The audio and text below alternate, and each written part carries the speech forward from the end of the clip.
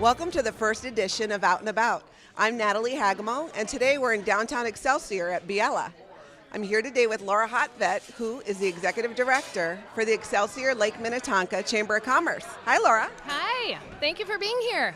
Yeah. Can you tell us a bit of a lot of the events that are coming up? We heard there's a lot of new things coming to the lake area and things that are coming up and happening. Oh yes, we have a lot going on. It's sort of the revolution of change here in Excelsior. We're very excited. We just completed our first ever Jake O'Connor's Luck of the Lake 5K. Very successful event, a fundraiser for all of the Excelsior-Lake Minnetonka Chamber programs around town and in the entire Lake Minnetonka area. So we're really excited about the success of that event. We have up and coming is our Person of the Year and our Celebration of Community event on Friday, April 19th, where we will award a deserving member of our chamber who really gives a lot to the community, the coveted Person of the Year award. With me now is a board member from the chamber, Jamie Kiefer. Hi, Jamie. Hi, Natalie. How are you? Good. I wanted to find out, the chamber's always looking for new members. And you've been a member, you're a board member. What do you find most exciting about, or what do you look forward to as far as being a member of the chamber? I love being a part of the community. It's a small community, and I think, being a part of the board as well as a part of the chamber makes you feel tight-knit in that community, gets you engaged and involved what's going on. We just finished our first annual Luck of the Lake race, which was an awesome event, lots of work, but it was super fun.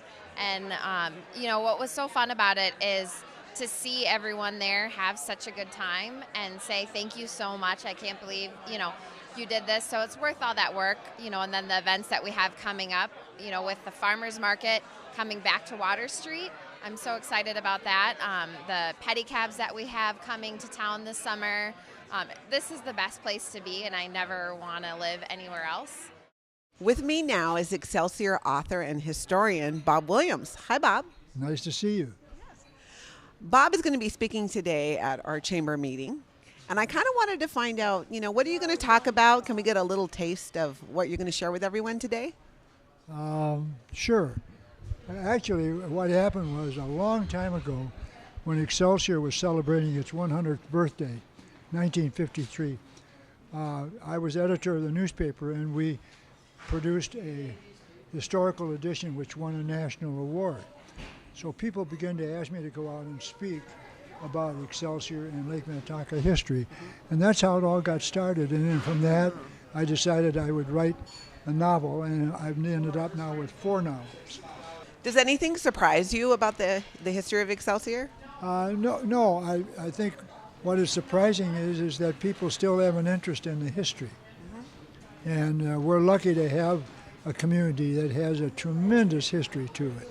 So you can never stop talking or writing about it.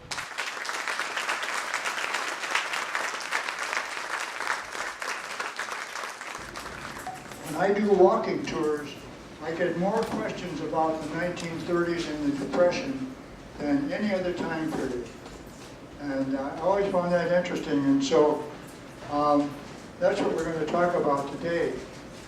I brought some books along, only because one of them, called Good Luck on Your Downward Journey, is about the Depression years.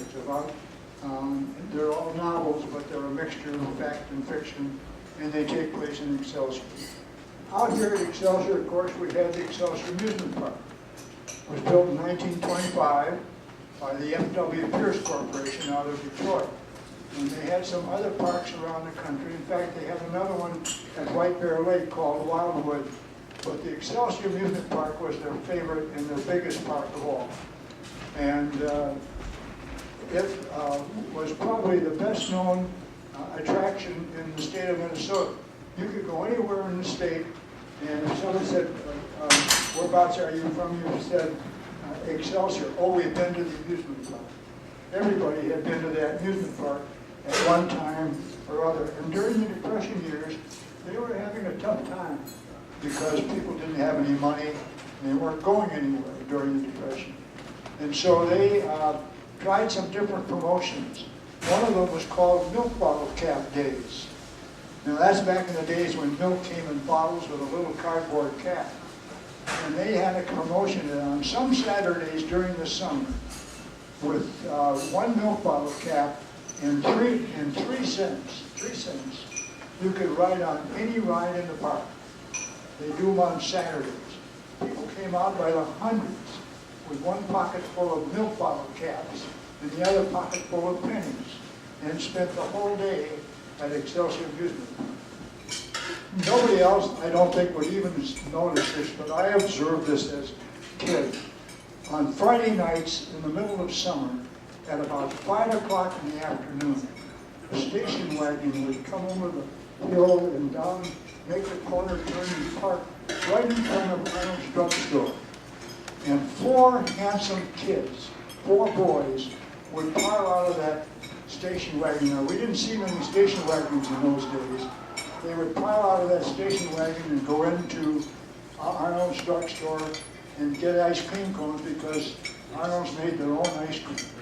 They'd come out and stand in front of the drugstore eating their ice cream cones, get back in the station wagon, and away they went down the street and gone. They were the 4 Dayton boys, and they were on their way to Boulder Bridge Farm, their grandfather's farm, to spend every weekend during the summer. Handsome, young kids who all grew up and took over the Dayton Company. I don't know if any of them are still alive today or not, but you could almost set your clock by it at about 5 o'clock. We would stop to get their ice cream cones every Friday night. I'll close with one last story. I love Charlie Brown stories. And that sort of fits where I am today. I turned 91 years old on Christmas Eve. And I'm hoping that we're going to turn 92 next Christmas Eve. Charlie Brown and Lucy are on a cruise ship. And they get up in the morning and go up on deck with their deck chairs under their arm. And Lucy, of course, who's always in charge, says, which way are you going to face your deck chair this morning, Charlie Brown? Some people face their deck chair towards the bow of the ship so they can look to the future and see where they're going. And others face their deck chair towards the stern so they can see where they've been and reflect upon the past. So which way are you going to face your deck chair this morning, Charlie Brown? And Charlie Brown says, I don't know, I've never been able to get mine unfolded. I'd like to think that in my old age I finally got my deck chair unfolded. And you've been a wonderful audience, and I thank you very much for letting me come and speak. Thanks for watching this edition of Out and About. I'm Natalie Hagemo, and as I like to say on my blog, Mamalicious in Suburbia, there's nothing wrong with staying perfectly imperfect. Bye-bye.